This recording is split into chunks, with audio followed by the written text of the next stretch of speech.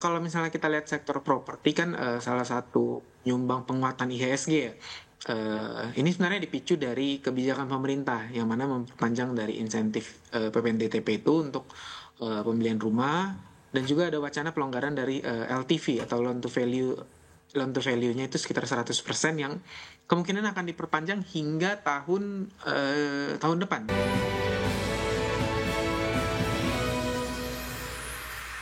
Ya, untuk berbincang pagi hari ini kita sudah terhubung bersama Mas Christian Sitorus, Research MNC Sekuritas. Selamat pagi, Mas Christian. Halo, selamat pagi Mas. Baik, terima kasih sudah bergabung bersama kami di Market Plus. Mas Christian, semoga sehat selalu. Kalau kita bicara mengenai pergerakan dari IHSG yang menguat cukup signifikan, yang mencapai rekor intraday terbaru, apa sebetulnya yang menjadi penopang ataupun faktor utama menguatnya IHSG kemarin, Mas Christian? Oke, kalau misalnya kita lihat ya, ISG kemarin kan ditutup di 1,49% ya, ke level 8.274. Nah, tercatat juga di situ net buy-nya itu udah mulai kembali itu di sekitar 120 miliar nih. Dan ini membalikan koreksi tajam. Nah, kalau misalnya kita lihat sebenarnya kenaikan ini bersifat broad base ya. Dengan Hmm. itu tercatat ada sekitar 405 saham itu menguat dan nilai transaksi itu juga tercatat 16,4. Nah, ini menunjukkan adanya technical rebound nih disertai dengan akumulasi dari para investor baik itu retail dan juga institutional investor. Nah, indeks juga kita lihat menguat di tengah bursa Asia lainnya yang ditutup cukup bervariasi ya, didorong oleh rilis data M2 money supply itu yang tumbuh 8% di September kemarin dan juga ini kan udah akan masuk ke third Q 2025 result ya dan ini ekspektasinya yang cukup solid nih dari emiten-emiten khususnya emiten-emiten big caps ya dan mungkin penguatan ini juga merefleksikan itu adanya bargain hunting ya pasca koreksi dari beberapa hari berturut kemarin nih di mana investor shifting dari saham-saham yang teknikal kembali ke saham-saham fundamental dan memanfaatkan valuasi yang cukup menarik lah. Kita bisa bilang valuasinya cukup terdiskon lah untuk saham-saham fundamental itu saat ini. Oke, artinya memang ada beberapa faktor terkait dengan eksternal dan juga mengenai earning season ataupun mungkin laporan keuangan yang mungkin dinilai sebagai sebuah momentum yang nampaknya akan ada penguatan begitu ya, ataupun mungkin optimisme terkait dengan perbaikan kinerja dari emiten-emiten yang melantai di Bursa Efek Indonesia. Artinya possibility untuk window dressing sudah mulai terasa menurut Anda, Mas Christian, atau seperti apa? Oke, possibility untuk adanya window dressing untuk saat ini ya, untuk saat Hmm, ini itu masih belum cukup terasa sih oke. adanya kan window dressing tersebut. Seperti tahun kemarin sih harusnya. Window dressingnya juga tidak terlalu terasa. Oke, baik. Kalau kita lihat salah satu sektor yang kemudian juga mengalami penguatan signifikan yaitu adalah sektor properti yang melonjak 3,65%. Bagaimana Anda melihat penguatan ini? Apakah penguatan ini memang lebih disebabkan oleh stimulus pemerintah atau sebetulnya ada indikator lain yang dilihat oleh investor? Oke, kalau misalnya kita lihat sektor properti kan salah satu nyumbang penguatan IHSG ya. Ini sebenarnya dipicu dari kebijakan pemerintah yang mana memperpanjang dari insentif PPNBTP itu untuk pembelian rumah dan juga ada wacana pelonggaran dari LTV atau loan to value-nya itu sekitar 100% yang kemungkinan akan diperpanjang hingga tahun depan, tahun Hmm. 2026. Nah, kebijakan ini dinilai ini menjaga momentum marketing sales daripada sektor properti ya, dan ini meningkatkan ekspektasi adanya kenaikan marketing sales nanti di 4Q 2025 atau next quarter. Nah, selain itu juga adanya turun yield obligasi ini mendorong optimisme biaya pendanaan ini kan lebih ringan ya, memperbaiki valuasi sektor yang ya kita bisa bilang sempat terdiskon lah dan juga adanya eh, perbankan kan diberikan pemerintah ya dana untuk bisa diberikan kepada para masyarakat. Ini juga membuat ekonomi bisa bergerak dan juga masyarakat bisa melakukan pinjaman sehingga ini menjadi salah satu katalis positif bagi Hmm. sektor properti. Dengan begitu investor ini menilai sektor properti ini kan masih akan memiliki ruang untuk re-rating ya nantinya.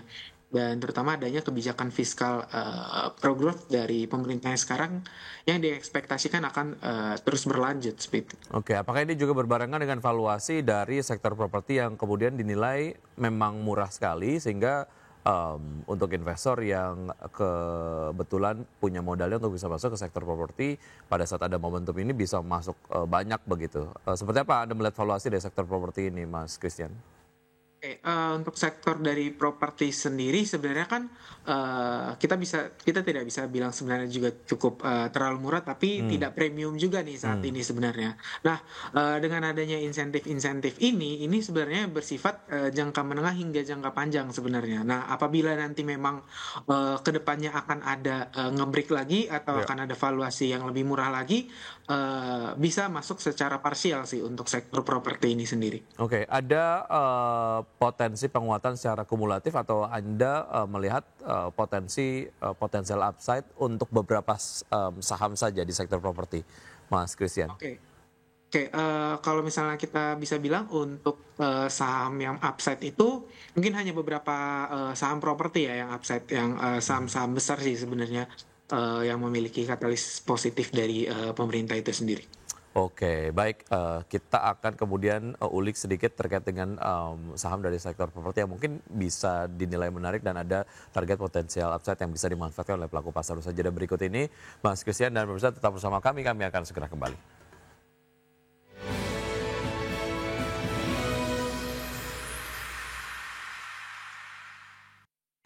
Terima kasih Anda masih bergabung sama kami. Sebelum saya lanjutkan perbincangan bersama Mas Christian Sitorus, Research MNC Sekuritas, kita akan simak terlebih dahulu data dari pembukaan ataupun pergerakan di IHSG di pembukaan sesi 1 hari ini. Pemirsa, di pagi hari Jumat, IHSG sejauh ini bergerak menguat 0,28% ke level 8.297,650. Kemudian 5 saham yang masuk ke jajaran top gainers diantaranya adalah ada JAR, TB, PIPA, CBRE, dan juga FAS. 5 top losers adalah Aman, kemudian juga ada Koko, DSNG, ada Mina dan juga DWGL. Berikutnya pergerakan dari sektor properti memimpin penguatan, pemirsa, dengan penguatan 3,93%. Kemudian disusul oleh sektor kesehatan 1,29% dan juga sektor industri yang menguat 0,92%. Oke, ada kemudian terus pergerakan. Kemudian sektor teknologi memimpin pelemahan dengan pelemahan 0,59%. Dan berikutnya kita akan simak pergerakan atau pembukaan dari bursa-bursa utama Asia di pagi hari ini yang kompak dibuka menguat dengan penguatan 1,19% terjadi di Nikkei 225 di level 49.222. Kemudian STI Singapura dibuka menguat 0,43% di level 4.435. Kospi Korea dibuka menguat 1,48% di level 3.902 dan Hang Seng Hong Kong dibuka menguat 0,14% di level 26.196. Dan berikutnya saham-saham pilihan kali ini dari Mas Christian Sitorus, pemirsa. Ada PGO dengan support di 1320, resistance di 1370. Medco dengan support 1405, resistance di 1455, BRMS support di 875, resistance di 935, Akra dengan support di 1110 dan resistance di 1135. Semua saham direkomendasikan buy pagi hari ini. Ya, Mas Christian, kalau kita lihat pergerakan dari sektor properti tadi masih melanjutkan penguatan yang memang signifikan di atas 3%. Atau hampir 3,5% lah ya. Tadi sebelum jeda kita sempat membahas mengenai pergerakan dari sektor properti. Kalau kemudian kita kerucutkan saham-saham sektor properti yang kayaknya secara valuasi masih oke lah gitu ya, nggak terlalu murah juga karena menurut Anda tadi sebenarnya harganya nggak terlalu premium tapi yang udah nggak murah juga gitu ya. Mana yang menarik secara potensial upside, Mas Christian? Satu saja. Oke, mungkin kita lihat salah satunya itu BSDE ya. Cukup memiliki potensial upside yang nggak relatif tinggi juga sih sebenarnya. Oke, harga sekarang bisa menarik untuk masuk ya untuk BSD sendiri. BSDE itu harga saat ini 980, mungkin tunggu nge-break kali ya di sekitar 900, mungkin di situ mungkin baru bisa entry levelnya. Oke, baik. Dari saham properti yang dinilai cukup menarik oleh Mas Christian, kita ke saham-saham pilihan pagi hari ini ada PGO. Mengapa Anda merekomendasikan PGO, Mas Chris? Oke, Pegeo itu, simply story-nya adalah renewable ya. Ini juga mendukung NZE dari, pemerintah di 2060 dan, proyek-proyek, saat ini tuh cukup solid lah untuk, mendukung fundamental Pegeo dan saat ini kita bisa bilang, Pegeo ini masih dibilang, cukup berdiskon untuk harga, tapi untuk dipegang secara jangka panjang ya. Karena, target-target mereka itu kapasitas 1 gigawatt itu di 2 sampai 3 tahun dan juga di 1,5 gigawatt itu di 2030. Hmm. Nah, ini, berdampak cukup solid terhadap, fundamental jangka panjang dari, PGO itu sendiri. Oke, baik, harga terakhir menarik untuk bisa masuk ataupun Anda menunggu level support berikutnya seperti untuk PGO? Oke, kita cek kembali. Kalau PGO itu di, 1355 mungkin ditunggu ke 1320 ya seperti, Oke, level supportnya tadi. baik, dari PGO kita ke Medco, seperti apa Mas? Oke, Medco ini sebenarnya jangka pendek ya, karena sanksi yang dijatuhkan dari US terhadap Rosneft sama Lukoil ya, ini berpotensi nanti harga minyak itu akan cenderung naik, naik sementara saja sih, memang. Jadi Medco ini secara jangka pendek, karena kita lihat juga secara fundamental performa juga masih turun karena dari amannya sendiri yang turun juga sih productionnya. Oke, Medco yang direkomendasikan buy, tapi untuk jangka pendek ataupun untuk trading saja begitu ya. Dari Medco kita ke BRMS, Mas Christian. Oke, kalau untuk BRMS itu simply adalah story gold ya. Meskipun harga saat ini BRMS itu di bawah 1.000 sih kalau saya nggak salah, ya di 915. Tapi story gold untuk jangka panjang dan harga saat ini entry levelnya mungkin di level support tadi di 875 atau 870 oke lah untuk Oke, jangka panjang. baik, menengah ke panjang BRMS menarik ya. Oke, dari BRMS kita bergerak ke Akra. Apa yang menarik dari Akra, Mas Kris? Oke, Akra secara fundamental sudah mulai cukup solid dari earnings-nya dan juga ada beberapa project ya seperti itu drivernya salah satunya JP itu dari pembelian lahan karena ada kemarin salah satu eh, perusahaan dari chemical itu cukup banyak untuk membeli lahan di JP dan juga beberapa tenan sudah mulai jalan sehingga nanti eh, income dari JP ini akan meningkat cukup cukup signifikan mungkin 1,5 sampai 2 kali lipat di tahun dibanding tahun ini. Oke, baik, itu dia beberapa saham-saham pilihan yang direkomendasikan pagi hari ini oleh Mas Christian. Di antaranya adalah ada PGO, Medco, BRMS, dan juga Akra dengan term investasi cukup variatif ya. Ada yang direkomendasikan menengah ke panjang dan juga ada yang direkomendasikan untuk trading saja. Tapi semuanya direkomendasikan buy. Baik, kita ke beberapa hal yang kemudian tadi belum sempat kita bahas, Mas Christian, tentu saja terkait dengan pergerakan sektoral lah ya. Walaupun ini kemudian datanya masih bicara mengenai non-cyclical yang menguat 2,07% di perdagangan kemarin begitu. Bagaimana Anda melihat pergerakan ataupun mungkin possibilities dari non-cyclical? Sejauh mana ini juga mungkin akan melanjutkan penguatan dan mungkin bisa jump in juga pelaku pasar untuk bisa masuk ke excitement ini? Oke, sektor consumer non-cyclic kita bisa melihat adanya penguatan ini kan menandakan adanya rotasi ya investor ke saham-saham defensif dengan pendapatan yang cukup stabil. Nah, salah satunya kinerja positif ya emiten besar seperti Unilever kemarin itu menunjukkan bahwa investor ini udah mulai beralih ke sektor dengan earnings visibility ya dan cash flow yang kuat juga dan kalau misalnya kita sedikit membahas Unilever mulai kembali bangkit ya dari result 9 month 2025 kemarin itu labanya tercatat sekitar 3,34 triliun itu sekitar 11% lah year on year-nya dan ini berada di atas ekspektasi konsensus nih kalau misalnya kita cek sehingga adanya penguatan fundamental yang kembali ke saham non cyclic ini terutama dari saham Unilever dan juga efisiensi perusahaan ya.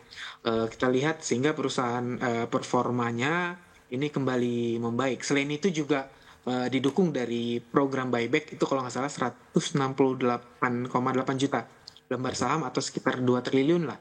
Sehingga ini ya meningkatkan kepercayaan investor lah terhadap bahwa perusahaan ini dari manajemennya ini cukup concern terhadap harga sahamnya juga. Oke, secara fundamental Unilever bisa dimanfaatkan untuk investasi menengah ke panjang, apalagi kemudian mendekati akhir tahun, Mas Christian? Oke, mungkin kita bisa bilang investasinya jangka pendek hingga jangka menengah dulu sih Hmm. sebenarnya. Karena kita lihat juga nanti earnings di full year 2025-nya seperti apa. Apakah tetap cukup solid? Apabila nanti tetap cukup solid dan ini cukup oke untuk jangka panjangnya sendiri. Oke, secara, pergerakan sektor ataupun mungkin apa ya, volatilitas di sektor, consumer goods sendiri begitu, sepanjang tahun 2025 ini menurut Anda, seperti apa? Sejauh mana itu kemudian dapat menjadi salah satu faktor pertimbangan lah untuk pelaku pasar sebelum bisa masuk ke sektor consumer goods, salah satunya adalah ke Unilever ini? Oke, sepanjang 2025 kita bisa melihat sektor ini cukup berdiam ya sebenarnya, Hmm, diam di tempat lah ya, quote on quote diam di tempat karena eh, dari awal hingga pertengahan tahun itu tidak ada stimulus ya. untuk pembelian masyarakat itu sendiri sehingga driver dari pembelian masyarakat ini tidak ada dan kemarin setelah adanya pergantian dari salah satu menteri ini mungkin menjadi salah satu driver Hmm. untuk adanya kembali pemulihan konsumsi dari masyarakat itu sendiri yang selama ini ditahan-tahan sama masyarakat dan mungkin akan berjalan kembali. Dan juga terkait dengan pencairan BLT sendiri ya, ini juga mungkin diharapkan dapat menjadi faktor penopang pergerakan dari sektor consumer goods. Baik, singkat mengenai pergerakan IHSG di hari ini, tadi kemudian dibuka menguat. Secara proyeksi support dan resistance ataupun mungkin pergerakan IHSG di hari ini seperti apa, Mas Christian? Oke, kami memperkirakan ISG sebenarnya berpeluang untuk menguat ya, untuk menguji kembali area resistennya itu di 8288 hingga 8314. Namun, investor juga harus mewaspadai area support di 8326 karena apabila nanti break arah selanjutnya dimungkin menutup gap di 8117 sampai dengan 8141 nantinya. Baik, itu tadi beberapa analisis yang sudah disampaikan oleh Mas Christian. Semoga dapat menjadi referensi untuk pelaku pasar dapat menerapkan strategi investasinya, namun keputusan investasi kembali ke tangan investor. Mas Christian, terima kasih sudah bergabung sama kami. Sukses selalu, sehat selalu untuk Anda Mas Christian. Sampai jumpa.